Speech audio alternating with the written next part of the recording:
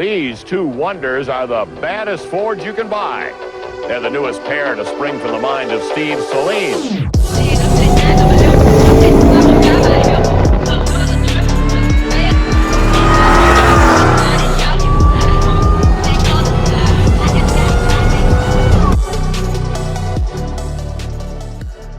What's going on, guys? Bradley here, and tomorrow we are hitting the dyno for the first time since this motor swap and trans swap has been completed. There's a lot to go through, and I want to run y'all through everything that's done with the car. That way you know what the setup is, and then we're going to talk about the goals with the car and what we're hoping to see tomorrow. So let's go ahead and jump right into it. So starting up here in the engine bay, we've got a stock block Crown Vic motor. This came out of a 2011 P71 Crown Victoria with 27,000 miles on it and low run time.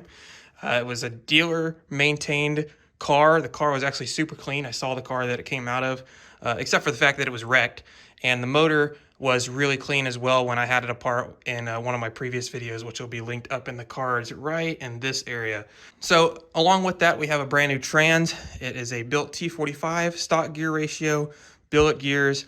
It drives great. It's paired with a Hurst shifter. It's fantastic. And with this Ram HDX clutch that is in here, the car feels fantastic. So on top of that, of course, we have the Celine Supercharger. This is a Series 2, a Celine Series 2. This is based on the Magnuson NP90, and it is basically a better version of the Eaton M90. So it's a Magnuson designed case with Eaton rotors in it. We've got a 2.6 pulley on that. We, of course, have the Tork Tech inlet from Tork Tech, which converts it over to the Cobra style throttle body. We've got their intake for now paired with a SET Big Air 3000, which is way bigger of a mass airflow sensor than this car actually needs, but it gets the job done, and I got it for a good price. And then we've just got a cheap Spectre filter on it right now, which probably won't stay for much longer. Along with that, there's a couple other mods that you can't really see, but I do definitely want to go through them. And if you're a Saleen owner, it's a Series 1, Series 2, or Series 4 blower car, you definitely are going to want this modification. And like I said, it can't be seen, but it's the heat shield, and I've mentioned it in a couple other videos. It sits right underneath the blower. It significantly drops the air charge temp of this blowers. It solves a really big issue that these have with air being able to get around the intercooler. There's some gaps, and that solves that problem. It dropped my temps about 60 degrees alone just with that. Paired with that, we've got a 2.6 pulley from pulleyboys.com. We've got the MoSaleen grip plate from MoSaleen, which works great. It wraps the belt around the blower pulley just a little bit more. It also keeps the belt tension nice and tight. And with the smaller 2.6 pulley, we definitely want to make sure we're getting all the boost that we can get, which this sees about 11. It tickles 12. We'll have an actual digital readout from the dyno hopefully tomorrow, so we'll actually be able to confirm that it's making that. But based off what the gauge says, it's making almost 12 pounds. Along with that, which is down here, you've got the Afco dual pass heat exchanger with two SPAL fans. You can kind of see the mounting here, and there's some mounting stuff right there as well. There's two fans on that. This is a dual pass heat exchanger, and definitely helps the car run a little bit cooler. The recovery time after a pull is a lot faster with that. I've also got some upgraded lines here. All of the fittings as well are AN fittings. They're aluminum. The stock fittings on the Saleen kits are total garbage. They start to corrode. They weren't rated for coolant. So these nice AN fittings from Jegs really help solve that problem. Plus, bumped up the diameter on the line just a little bit. We went from 1/2 inch to 3/4 inch lines. So it helps cool this whole system a little bit better. It's got a little bit more capacity. We're still running the stock tank for right now. At some point, I am thinking about going to a bigger tank with a little bit more capacity. Either we'll keep it here, maybe we'll put one in the trunk at some point. Not really sure, but for right now, the stock tank does the job, and the temps stay pretty cool as an Eaton can get or a Magnuson can get, you know, of this era. So it's still pretty warm. Tomorrow we'll probably see, with it being about 68, anywhere from like 68 to 70 on the dyno tomorrow is what is forecasted. And we'll probably see about probably sub 100 degree temps, which is still cool for idle and for chilling out and just cruising. But once we, you know, start doing a pull, I'm sure it's going to climb just a little bit. So that pretty much gives you an overview of that. and the whole supercharger kit. I also want to mention that we're running stock Cobra 39-pound injectors. There is a Deatschwerks 340 liter per hour pump that is in the fuel tank. All the fuel lines are stock. We're still running stock fuel rails. It is still a returnless system. Didn't feel like dealing with the drama to go returned. And for this power level and staying on pump gas, returnless should be fine. So we shouldn't have any problems with that. But that pretty much covers everything that's on the car. And I'm going to have a list down below of the mods and stuff in case you missed some of it. And if you're looking for all of that, I'll have a list down below in the description of what all's on the car. Moving inside here, we'll talk about some of the things that we've got going on in here. We've got the Innovate DLG1 dual wideband, which is right here, and it's actually plugged into the downstream O2 sensors, so I don't have those actually installed on the car. I'm just using the ports on my X-Pipe for it. We've got the SCT for monitoring the system, IATs, engine coolant temp, because that gauge on the cluster sucks, and a couple other things. And then we've got the glow shift for the boost gauge. That's pretty much everything that's on the car in terms of, you know, the engine and control of that. And of course the car is tuned on HP tuners by my buddy Andrew from Mustang Lifestyle, as well as myself. Let's get into the goals and what we're aiming for with this car. So there's a forum post from 2009 of a guy who installed this Tork Tech inlet on his car, and he was running 42-pound injectors, which is a little bit bigger. Same fuel pump, 340, I think it was an Aeromotive or maybe an AEM pump, but same pump essentially. And the setup was pretty similar. He did have the Chicane intercooler, which is Chicane is a company that used to make stuff for this.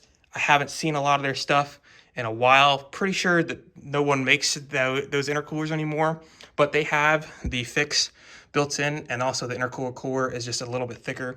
But he was still running a stock heat exchanger. He was still running stock everything in terms of the cooling system. And mine pretty much has everything upgraded with the exception of that intercooler still being stock. So he made 387 to the wheel and I believe 394 wheel torque, which was fantastic numbers. He was in similar weather, and he still left the timing stock that Celine ships the car with, which is 14 degrees of timing advanced, which is just, it's ramping up. So it's not 14 degrees the whole time. It starts from lower and then works its way up to 14. Ours is actually starting from 12 and ramps all the way up to 16, which is still a safe number. You're not really getting into a sketchy area until I believe you hit 18 degrees, and then you're pretty spicy. But I don't want this motor to blow up, so we're going to keep this thing together, hopefully, on the dyno. And we've done some pulls over the last couple of days. I put about 200 miles on this car just in the last 4 days, and it's been running really good. So, Lord willing, we're going to have a good day on the dyno tomorrow. The weather looks good, and hopefully we see some good power. So we're hoping to see 400 wheel horsepower. We're hoping to see 400 wheel torque. Personally, I care more about the torque. I'd like to see 400 wheel torque. I think that's more of a possibility. The horsepower, not really sure. I'm expecting anywhere between about 350 and 400. It could be anywhere in that range. I really don't know. So we're going to find out, I guess, tomorrow. We're set up pretty good. We're targeting 11.8 on the air fuel ratio, but it seems like it's running a little bit richer, about 11.2. We're just going to leave it alone. I don't know enough to really start messing with fuel tables and all that stuff yet, and haven't had time to have Andrew look at it. And so we're leaving that as it is. It's not lean, which is all that matters. It's just a tad rich. So we might have a little bit of horsepower left on the table from that, but it just means that whatever power we're making on the dyno tomorrow, the potential to make another 10 to 20 is there. So if it makes 380, it definitely has the potential to make 400. So we'll see what happens. So I'm going to go ahead and go to sleep, and when this picks up, we'll be tomorrow and hopefully on the way to the dyno. All right, guys, we just made it here to Stage 6 Motorsports, and their whole front shop is pretty crazy. They got a bunch of stuff up here, but there's even more goodness going on the back, and they're getting the dyno cleared off from me right now, and then the car is going to be getting loaded up.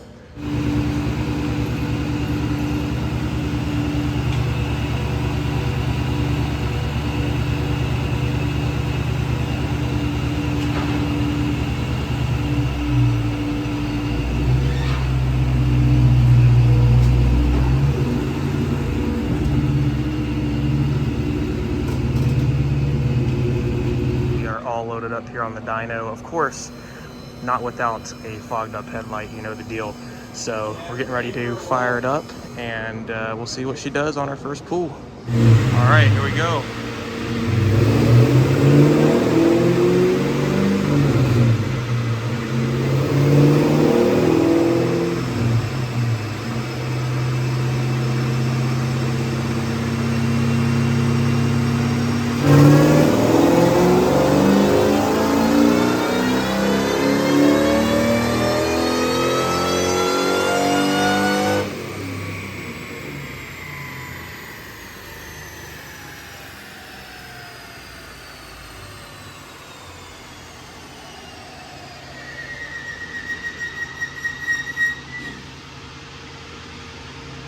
Oh man, 600? Man, that's crazy. All right, so we had an issue with the log, so we're gonna try again here.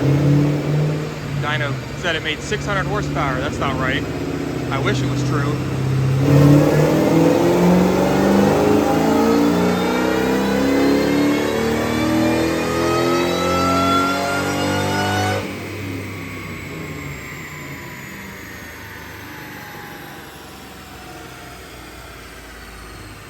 All right, 360 on the horsepower, 385 on the torque. Good Lord. So remember, our 400 wheel torque was our goal, so this is running a tad richer, but man, that is fantastic. We're going for another pull here. We had 360 to the wheel, 385 wheel torque.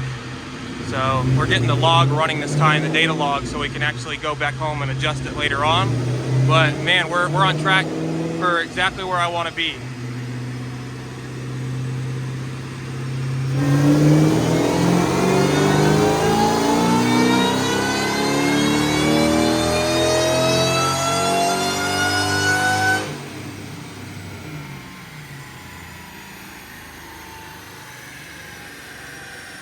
$361, $388. Man, definitely could lean it out some, because it is running a tad rich here, but man, we are making good power here. I never get to hear it from the back ever.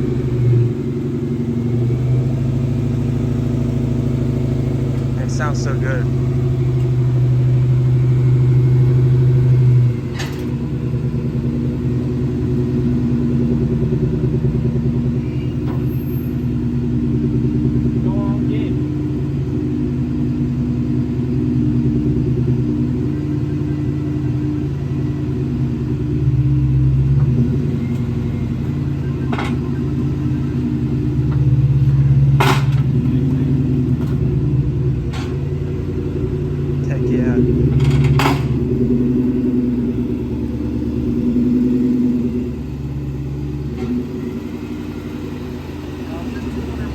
Alright guys, so we just finished up here at stage 6. If y'all are here in Jacksonville or in the surrounding area and need a shop to go to, definitely check these guys out. These guys were all super cool, super knowledgeable, and man, this is probably the most pain-free dyno experience I've ever had in my entire life. So we made a good power. We're gonna go head back home, and then I will pull up the sheets from about a year ago, and then this sheet, and we'll kind of compare it, and we'll see what's going on and see what improvements we can make here in the tune. But thank you to the guys at stage 6. They did a fantastic job getting me in today, and their professionalism was unmatched.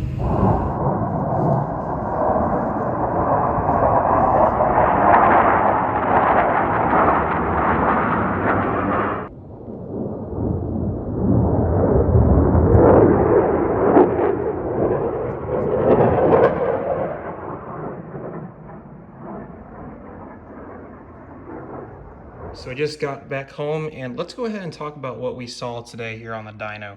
So as you saw, we did 361 to the wheels for horsepower and then 388 wheel torque, and hit 12 pounds of boost, which is exactly what we expected with the Tork Tech inlet. But here is kind of the reason we didn't hit that 400 number, or at least part of it. So as you can see here, here's our fuel or air fuel ratio. Me and Andrew have been targeting 11.8 air fuel the whole way up. And as you can see here, when the pool really gets started, it is running at about 11 even. And then here, when we get to about 4,500 RPM, it really starts getting into the mid-10s and even peaks at about 10, I believe. I think it's 10.37, which that is really rich, way more rich than it needs to be. And the car hasn't been retuned since doing the TorTech inlet. It still has the tune loaded up for the old inlet minus the changes to the speedometer and the trans settings and then the idle that I did. So there's nothing that's been touched with fueling. There's nothing that's been touched with the timing at all. So that is why I think we made this number. Now, talking with the guy there at the dyno who was running it, he definitely thinks that there's about 15 horsepower alone just in this fueling. He said, we lean it out a little bit, get it to that 11.8 target the whole way. Now this dotted line is at 12, but roughly this is where that line should be. I mean, you can see how far off it is. I mean, he thinks it would probably make that 380 for the wheel horsepower and definitely would crack 400 wheel torque. And that's just with the fueling adjustments. Now, if we go and add like half a degree or even another degree of timing, we can see another 20 horsepower right there. And like I said, we're ramping up to 16 degrees of timing, which is 2 degrees over the stock Saleen tune. So I'm thinking if we bump it up maybe 16 and a half or 16 or 17. Andrew even said we could nuke it to 18. I don't know if that's a good idea, but I'll talk with him more about that. We could definitely get it to make that 400, which is the goal. It's all I want to do. I think that's a nice safe number because anything north of about 425, 450, and those rods kind of become a time bomb. So that's this dyno sheet from today. We'll look here real quick at the dyno sheet from last year. This was on October 27th of last year, so almost exactly a year ago. This was with the old motor and with the automatic. And you can see here we made 329 wheel horsepower, we made 353 wheel torque. So there's some pretty big gains that have been made here. This is with the same SAE smoothing 5 that this sheet was done with. So everything up here is just a lot cleaner. And you can tell here, everything was kind of all over the place getting up here at the top. So this has been all cleaned up. Everything's a lot happier. And you know, it's nice that now we have a motor that has 8 cylinders that actually work, unlike with this pool where we only had 7 and we had that automatic, which robs a lot of power. So this was great given the circumstances. This is great given this circumstance. But clean that up, add a little bit of timing into it. We're definitely going to crack that 400 number. There's no way we don't, unless we hit 399. And even if we hit 399, it's close enough. So that is the dyno sheet. You can see this data here kind of confirms exactly what that sheet said. So our analog 7 and 8 here are our air fuel ratios off of the Innovate dual wideband. And you can see here when we get started, yeah, it starts up here at 11, 12's okay, but you see it starts to kind of drop here in the into the mid 12 or mid 11s, and then the low 11s, and then the upper 10s, and you know that does go exactly with what this sheet was doing. So we know that their wideband was reading right, and we know that my wideband is reading right. So that's also good information. Now, what I was super happy about is the IATs. We started out the pool at, I believe, 108 degrees, and it was about 80 in the shop. It was warmer than I actually expected it to be, but it was 80 in the shop. This is the last pool. We gave it, I don't know, maybe 2 minutes to cool down, if even that, before we hit them again. So this is the last pool. This would, you know, you'd assume this to be the most heat-soaked pool, especially because we weren't making any tuning adjustments. We wouldn't expect this to be the most powerful pool, but it actually was. You know, we start here at 108 on the air intake temp, and we only climb 8 degrees to 116, so we're not even pulling timing out. That's fantastic. And this was a 4th gear pool, so that was really good to see. Here when we're looking at our timing advance, you can see where we're starting. We start climbing from 7.5 all the way up, and we keep going here to 6,000, and you can see we're peaking out right there about, looks like 15 and a quarter. If it will tickle 15 and a half. So 16 is what we're targeting. 16 is also set in the 7,000 RPM column, and we're not revving it out that far. So we might move it up just a little bit. So we're actually hitting 16 degrees in the 6,000 RPM range. But yeah, we're looking really good. I mean, everything was real nice. Other than the AFR being really rich, the car was really happy. The pool was nice and smooth and consistent, as y'all saw. and the car is running, honestly, the best I think it's ever run in this in the time that I've owned it. You can see here we hit 128 miles an hour on that dyno, so that's probably the fastest that car has ever gone. But yeah, guys, everything looks great, and the car is running great, and I'm super happy about that. So we're gonna make these little adjustments. We'll probably hit the dyno again here in a couple weeks after we make these few changes and test it out on the street. But I'm super excited to see where we keep going with this car, and we're really on the right track of where I wanted to go. And I'm just glad that everything seems to be working out. So we're gonna take care of this, and down the line we'll put another dyno video out of making some changes. But drop a like if you enjoyed the video. Definitely make sure to subscribe, and I will see y'all in the next one.